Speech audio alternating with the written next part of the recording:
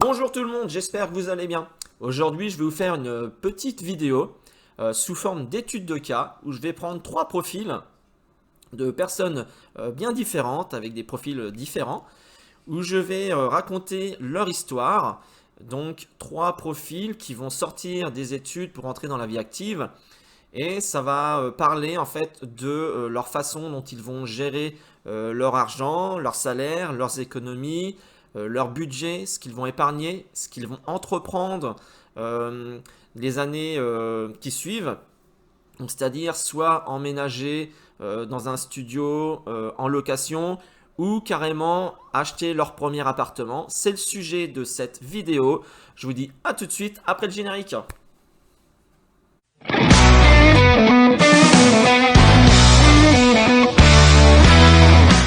Donc, je vais vous montrer sur support, donc tableau blanc avec la tablette graphique, trois études de cas, donc de jeunes qui sortent des études pour entrer dans la vie active. Et donc, la question va être de faut-il acheter sa résidence principale?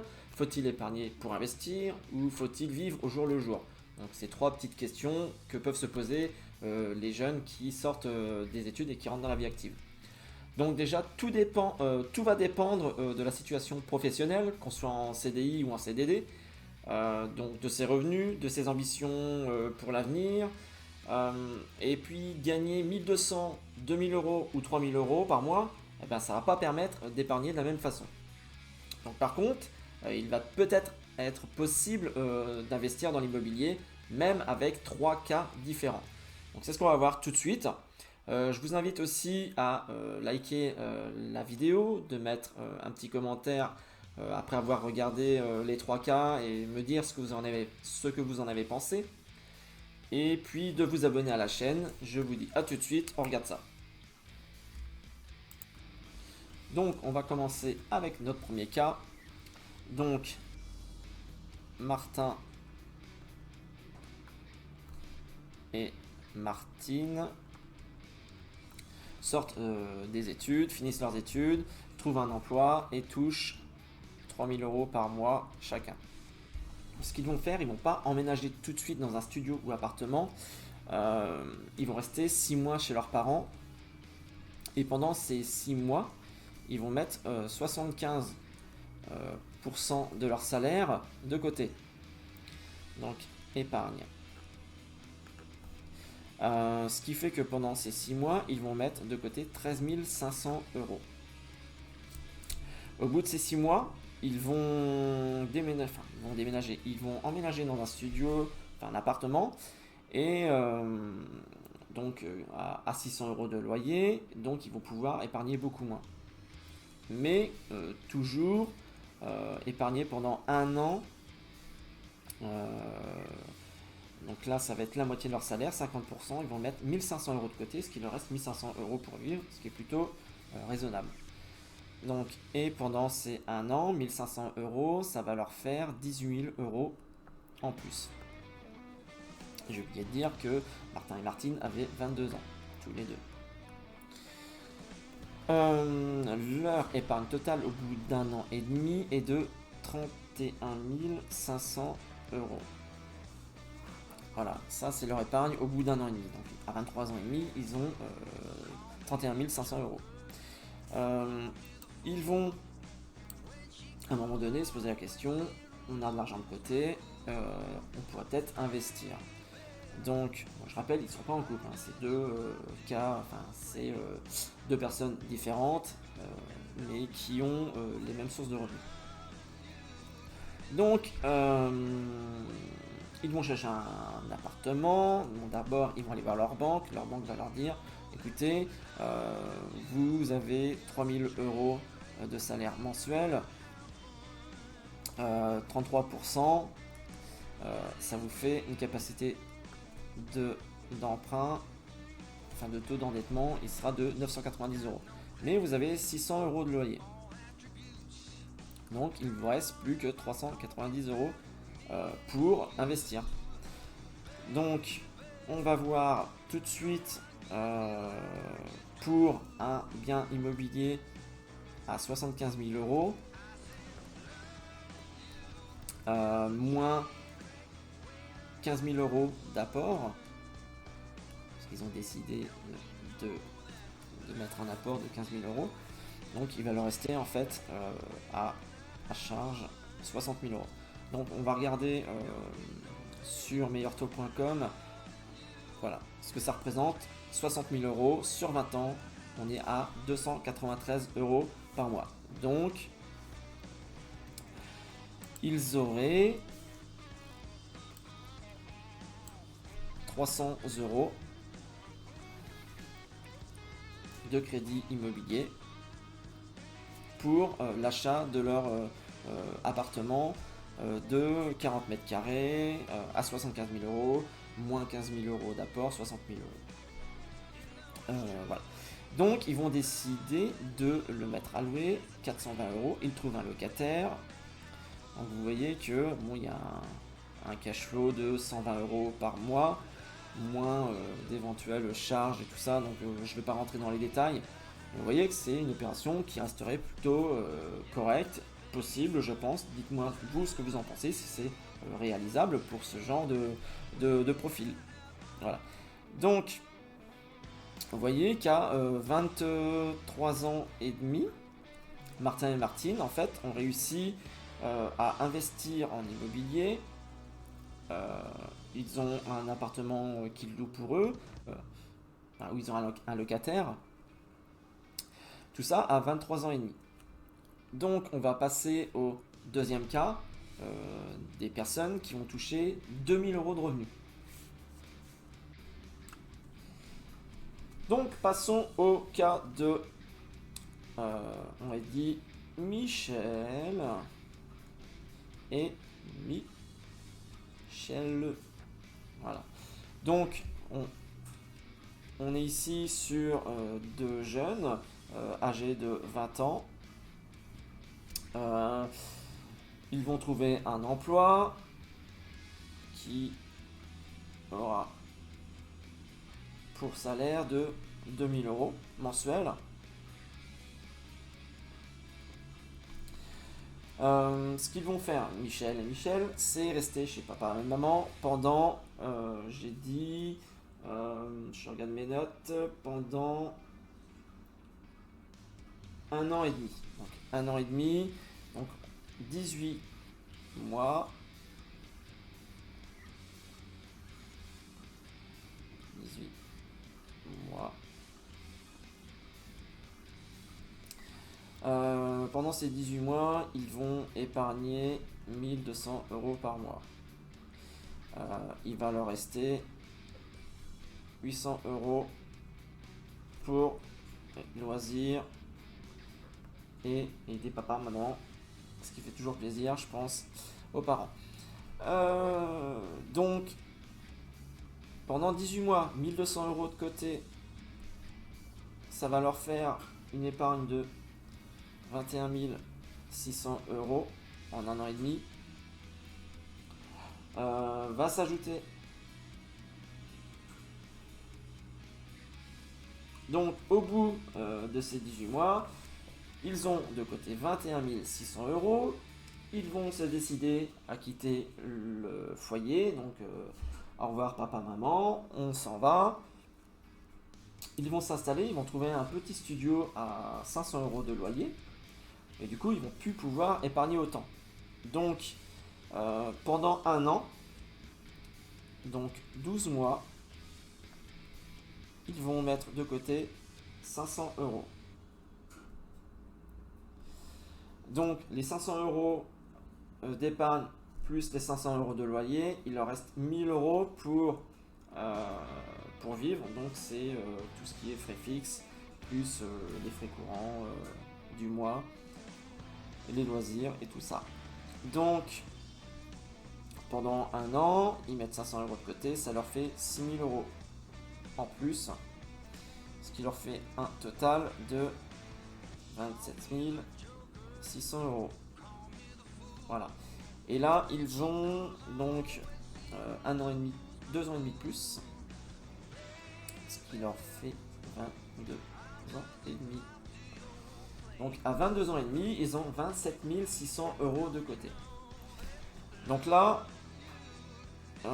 ils ont quand même cette envie d'investir dans l'immobilier, sauf ils vont voir leur conseiller et qui leur dit bah vous voyez, si on prend 33% de votre salaire de 2000 euros, il vous reste, enfin ça vous fait une capacité, un taux d'endettement possible de 660 euros. Vous avez un loyer de 500 euros. En gros, il ne vous reste que 160 euros pour investir en immobilier, ce qui est peu. On va regarder vite fait sur meilleurtaux.com. J'ai fait le calcul, 160 euros par mois sur 20 ans, ça fait un montant de prêt de 32 000 euros. En gros, ils ne vont pas pouvoir investir dans un studio, même en ajoutant leur épargne de 27 600 euros.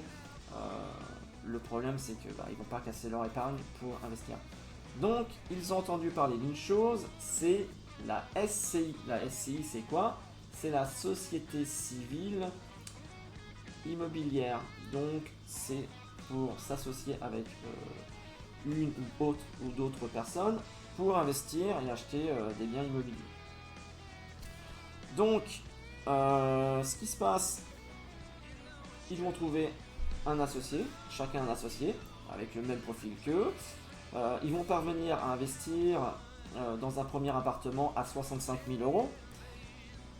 Je regarde juste 65 000 euros,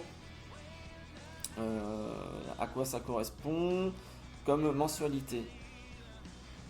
Donc, calcul de mensualité. 65 000 euros, j'avais déjà fait le calcul. Ouais, 318 euros par mois. Donc, admettons qu'il soit 2, ça fait 320, ça ferait 160 euros chacun. Donc là, ils sont ric-rac, ils sont à 33% d'endettement. Mais ils ont réussi à investir dans un appartement, un mini-studio. Et du coup, ils vont le mettre à louer. Ils peuvent louer ça, je sais pas moi, peut-être 400 euros. Et du coup, ils se répartissent le cash flow. C'est quand même, je pense, possible avec ce genre de revenus. Vous, dites-moi ce que vous en pensez. Si vous trouvez ça raisonnable ou pas. Si c'est démesuré, si c'est possible selon vous d'épargner autant ou alors peut-être plus. Donc vous voyez que Michel et Michel à 22 ans et demi réussissent à investir.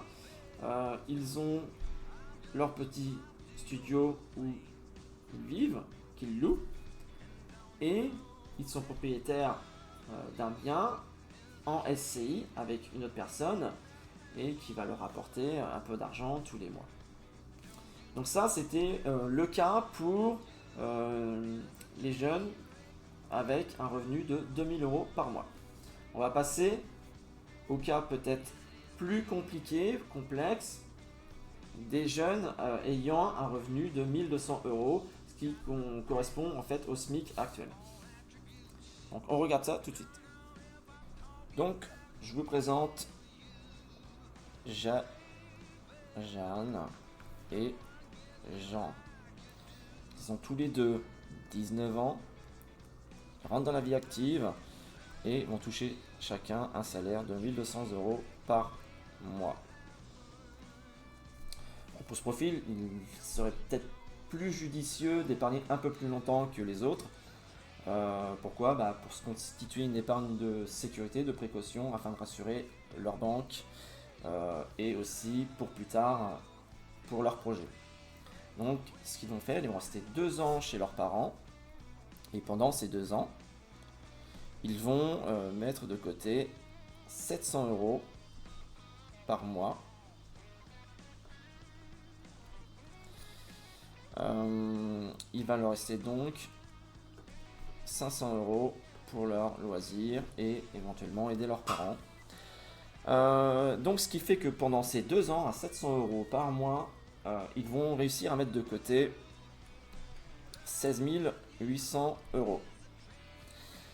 Là, ils vont carrément se décider, envisager, aller voir leur banque et dire voilà, on veut investir, on veut acheter notre premier studio. Ils ont 21 ans. Et ce qu'ils vont faire, ils vont remarquer un petit studio de 30 mètres carrés environ à 65 000 euros. Ils vont aller voir leur banque. Leur banque va faire les calculs suivants. Donc déjà le taux d'endettement. Donc le taux à 33%, ça fait 392. Voilà, ça c'est leur capacité, enfin leur maximum au niveau du taux d'endettement que la banque puisse accepter. Donc, ils ont remarqué un petit studio à 65 000 euros. Donc, voilà, bon petit. Tac, 65 000 euros. Ils vont emprunter sur 20 ans. Mensualité 318 euros par mois. On va arrondir à 320 euros par mois. Donc, ils sont propriétaires de leur résidence principale. Le montant du prêt, donc les mensualités sont de 320 euros par mois. Ils vont rester dans leur résidence principale le temps d'économiser encore un peu plus. Donc là, 320 euros par mois, ça leur fait aussi un taux d'endettement de 27%. Donc, pendant 3 ans, ils vont continuer d'épargner 300 euros par mois. Ça fait un total de 3600 euros par an. Donc, sur 3 ans, ça fait 10 800 euros. Voilà, donc ils ont 10 000 euros, enfin 10 800 euros, plus 16 800 euros qu'ils ont déjà, soit un total de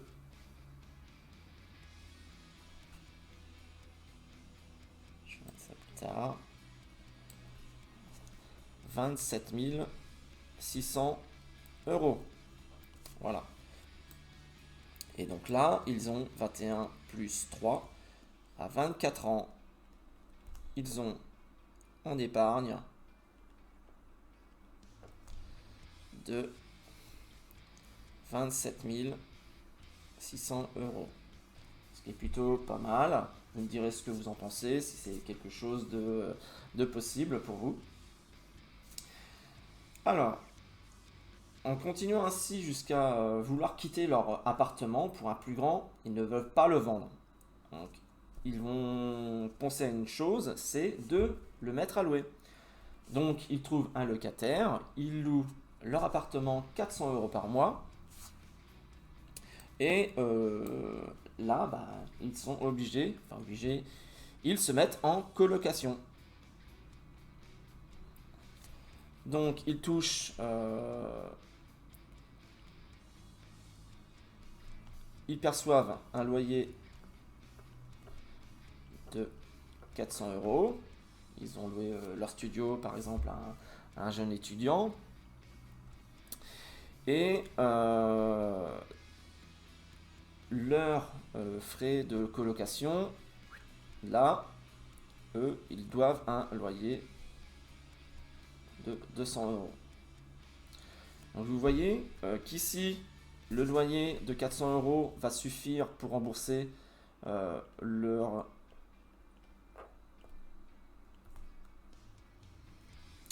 crédit de 320 euros. Ils ont un léger cash flow, quelque chose qu'ils mettent dans leur poche. C'est pas beaucoup parce qu'il y a des frais, voilà, les impôts et tout ça.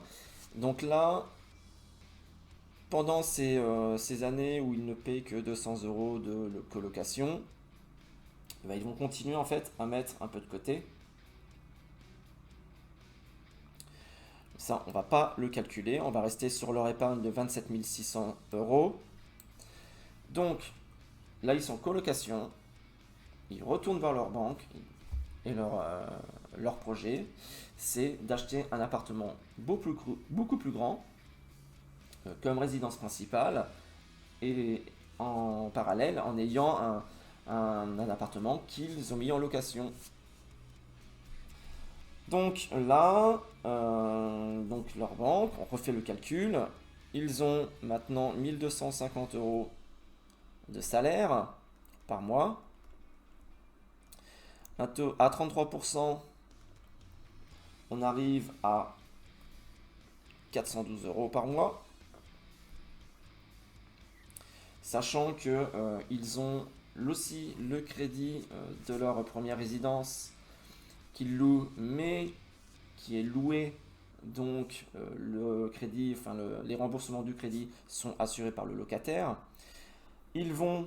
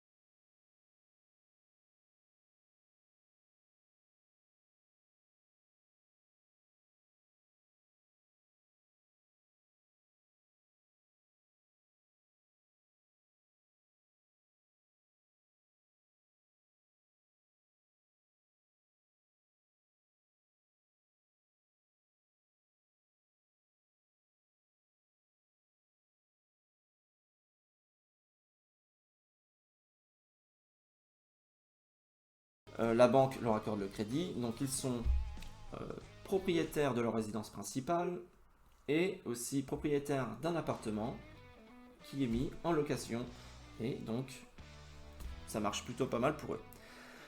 Donc voilà, c'était la petite présentation du profil, enfin des profils des personnes qui touchent 1200 euros par mois.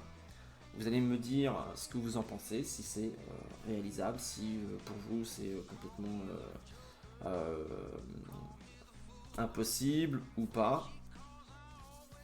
Voilà, c'est fini pour ces 3 présentations. Je vous remercie d'avoir regardé la vidéo jusqu'à la fin. N'hésitez pas à vous abonner à la chaîne, ça me fait toujours plaisir quand je vois des abonnés en plus. Il y a en place la méthode G2CF que vous pouvez trouver dans le lien dans la description. C'est une méthode que j'ai mis en place afin d'optimiser son épargne en minimisant ses dépenses. À cela, je vais ajouter tout plein de bonnes choses. Portez-vous bien, je vous dis à très bientôt. Bye!